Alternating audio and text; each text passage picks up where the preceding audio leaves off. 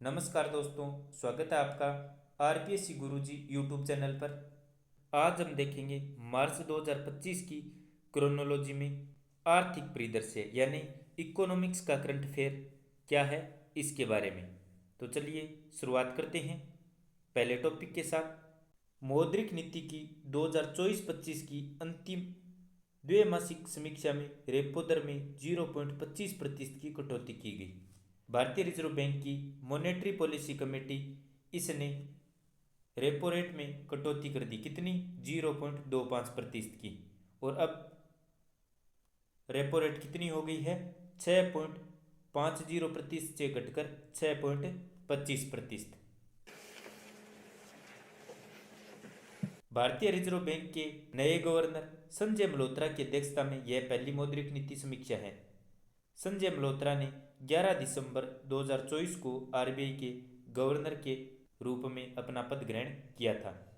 साथियों, आप नीचे कमेंट में बताइए संजय मल्होत्रा कितने नंबर के गवर्नर बने हैं।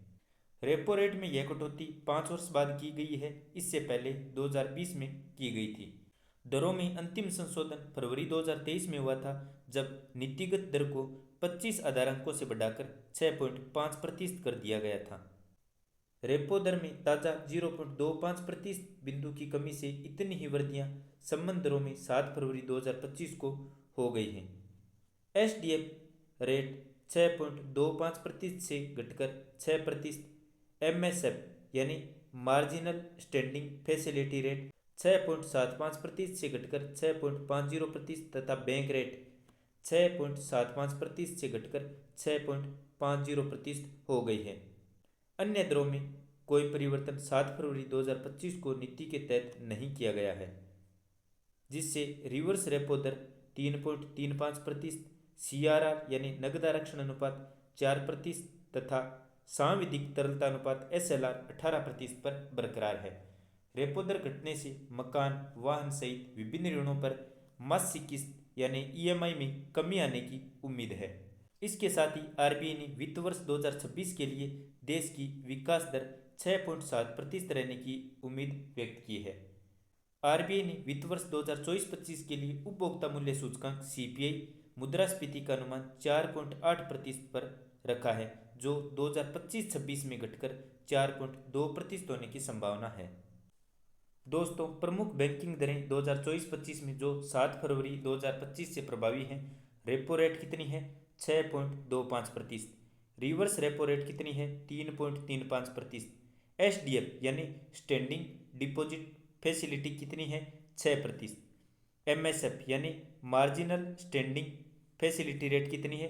6.50%। बैंक रेट कितनी है? 6.50%। सीआरआर यानी नगद आरक्षण अनुपात कितना है? 4%। एसएलआर यानी सांविधिक तरलता अनुपात कितना है? 18%।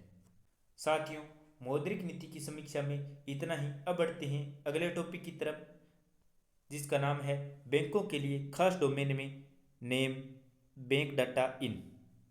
तो बैंक डाटा इन क्या है?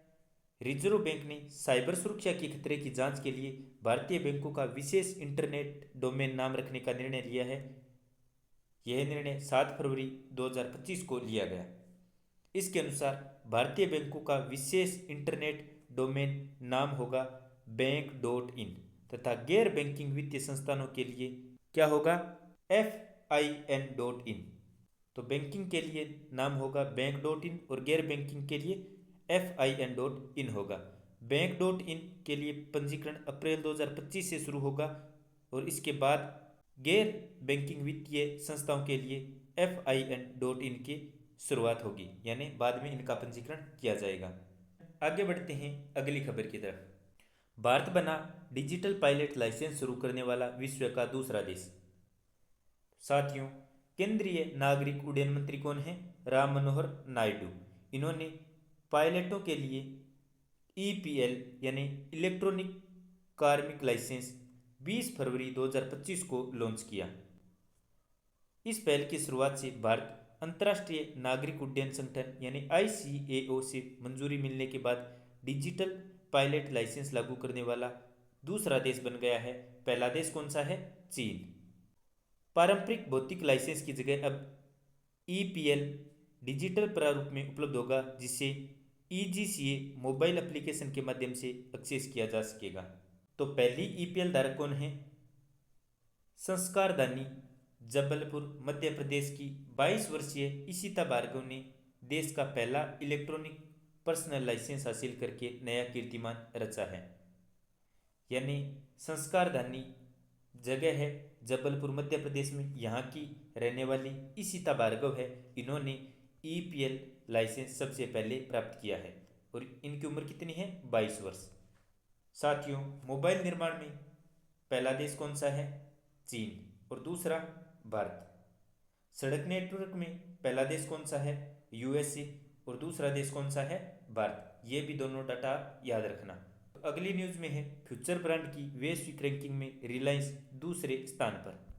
मुकेश अंबानी के नेतृत्व वाली देश की सबसे बड़ी कंपनी रिलायंस इंडस्ट्रीज ने फ्यूचर ब्रांड इंडेक्स की वर्ष 2024 की वैश्विक सूची में दूसरा स्थान प्राप्त किया है।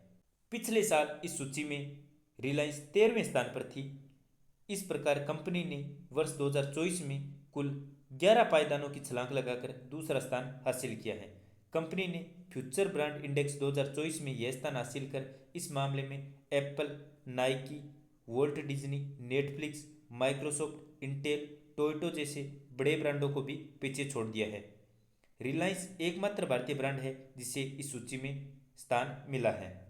साथियों, फ्यूचर ब्रांड सूचकांक क्या है? तो यह है PwC की बाजार पूंजीकरण के लिहाज से शीर्ष 100 कंपनियों का एक मूल्यांकन है। इसमें ब्रांडों को लेकर धारणा और उसकी मजबूती के नजरिए से मूल्यांकन किया जाता है। वर्तमान सूची में दक्षिण कोरिया की कंपनी सैमसंग पहले स्थान पर है, जबकि दूसरे स्थान पर कौन सी है? रिलायंस और तीसरे स्थान पर कौन सी है? एप्पल।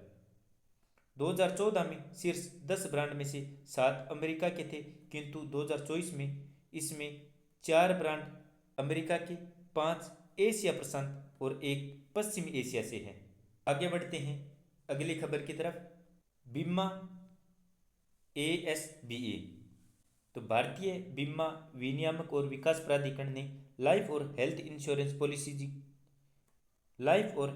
इंश्योरेंस पॉलिसीज के प्रीमियम भुगतान को सरल बनाने के लिए एक नया सिस्टम बीमा ASBA लॉन्च किया है। 1 मार्च 2025 से लागू होगा। यह सिस्टम पॉलिसी होल्डर्स की बीमा कंपनियों को UPI के माध्यम से उनके बैंक अकाउंट में बीमा प्रस्ताव स्वीकार किए जाने से पहले एक निश्चित राशि ब्लॉक करने के लिए सक्षम बनाता है। बीमा ASBA की एक विशेषता यह है कि जब तक बीमाकर्ता पॉलिसी को स्वीकृत या अस्वीकृत नहीं कर देता, तब तक फंड पॉलिसी धारक के खाते में रहेगा, अर्थात पॉलिसी जारी होने तक धनराशि ग्राहकों के खाते में ही रहेगी। अगली खबर है प्रोजेक्ट वाटरवर्थ के बारे में। क्या है प्रोजेक्ट वाटरवर्थ? फेसबुक और इंस्टाग्राम की प्रमोटर कंपनी कौन है? मेटा। इसने दुनिया के 5 महाद्वीपों को समुद्री इंटरनेट केबल के जरिए कनेक्ट करने की योजना बनाई है और इसी योजना को या इसी प्रोजेक्ट को प्रोजेक्ट वाटरवर्थ कहा गया है। मेटा द्वारा प्रोजेक्ट वाटरवर्थ की घोषणा 13 फरवरी 2025 को की गई, जिसके तहत भारत और अमेरिका को समुद्र के अंदर 50,000 किलोमीटर की लंबी केबल से जोड़ा जाएगा। इस परियोजना का केंद्र हिंद महासागर होगा, अतः मेटा ने भारत को अपने इस बड़े समुद्री प्रोजेक्ट में शामिल करने की घोषणा की है। अगली न्यूज में चर्चा में रहा है दतिया हवाई अड्डा। दतिया हवाई अड्डा मध्य प्रदेश का 8वां सार्वजनिक हवाई अड्डा बन गया है। साथियों, आप कुछ प्रश्न हैं उनके उत्तर बताइए। भारतीय स्टेट बैंक ने वित्त वर्ष 2024-25 में भारत की GDP वृद्धि कितनी रहने का अनुमान लगाया है? सही उत्तर होगा 6.3%। अगला प्रश्न, वित्त वर्ष 2025 में 1 अप्रैल 2024 से 10 फरवरी 2025 के बीच शुद्ध प्रत्यक्ष कर संग्रह 14.7% से बढ़कर कितना हो गया है? सही उत्तर होगा 17.8 लाख करोड़ रुपए। अगला प्रश्न, भारतीय रिजर्व बैंक ने नए गवर्नर संजय मल्होत्रा के हस्ताक्षर करने वाले किस मूल्य वर्ग के बैंक नोट जारी करने की घोषणा की है? सही उत्तर होगा 50 रुपए के। अगला प्रश्न, भारत सरकार ने भौगोलिक संकेत GI प्राप्त किस फसल की किस्मों के निर्यात को बढ़ावा देने के लिए नए हार्मोनाइज्ड सिस्टम ऑफ नोमेनकल्चर यानी HSN कोड विकसित करने की पहल की है? सही उत्तर होगा चावल। साथियों, मार्च की मैगजीन में इतना ही इकोनॉमिक्स का करंट अफेयर था। आपको जानकारी कैसी लगी नीचे कमेंट में अवश्य बताएं। धन्यवाद। जय हिंद, जय भारत।